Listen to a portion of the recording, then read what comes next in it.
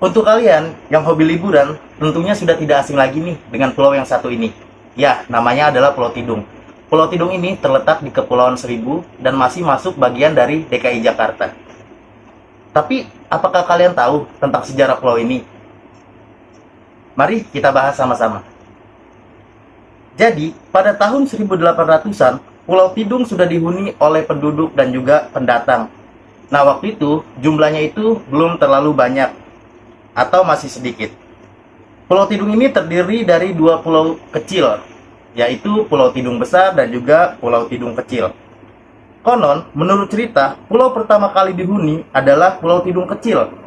Namun, dengan bertambahnya tahun dan dengan bertambah jumlah penduduk, masyarakat di Pulau Tidung Kecil hijrah ke Pulau Tidung Besar. Penduduk Pulau Tidung berasal dari berbagai macam suku, mulai dari Bugis, Mandar, Kalimantan Timur, Kalimantan Barat, Sumatera, Sumbawa, Banten, dan juga ada yang dari Batavia. Agama yang dianut penduduk di sana adalah agama Islam. Mata pencarian masyarakat di sana kala itu mayoritasnya adalah nelayan. Pada tahun 2009, Pulau Tidung mulai dikunjungi para wisatawan. Tentunya masyarakat di Pulau Tidung menyambut baik dengan kedatangan wisatawan tersebut. Karena dengan datangnya wisatawan, itu bisa menambah penghasilan bagi mereka. Pada tahun 2011, telah ditemukan sebuah makam keramat yang konon katanya berasal dari suku Tidung, Kabupaten Malinau, Kalimantan Utara. Menurut cerita, beliau adalah seorang raja di wilayah suku Tidung yang diasingkan karena menentang penjajahan Belanda. Pulau ini diberi nama sama dengan nama seorang raja yang dibuang dan diasingkan oleh pemerintah kolonial Belanda, yang sangat marah karena Raja suku Tidung tidak mau bekerja sama dengan mereka. Awalnya, Raja Pandita diasingkan di pulau terpencil di daerah utara kota Jepara. Hingga akhirnya, sang raja melarikan diri ke sebuah pulau kecil di Kepulauan Seribu. Saat itu, pulau kecil ini belum mempunyai nama. Masyarakat asli pulau kecil ini memanggil Raja Tidung dengan panggilan Kaca.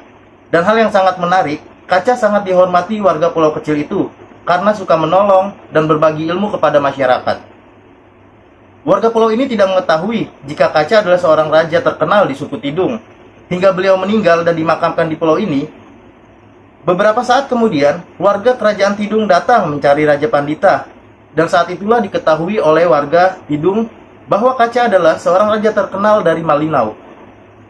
Karena ingin menghormati dan mengucapkan terima kasih atas jasa beliau, maka pulau kecil ini dinamakan sebagai Pulau Tidung. Jika kalian sedang berlibur atau liburan ke Pulau Tidung, kalian bisa mampir ke makam Raja Pandita ini. Jadi letaknya itu ada di TPU Pulau Tidung Kepulauan Seribu. Jadi asal-muasal nama Pulau Tidung itu diambil dari nama Raja Pandita yang dulu berkuasa di Malinau. Dahulu di sana ada nama yang namanya suku Tidung, dan Raja Pandita dahulu itu memeganglah atau menjadi raja di sana. Jadi untuk menghormati jasa beliau, jadi Pulau Tidung ini diambil dari nama suku yang ada di sana, yaitu suku Tidung.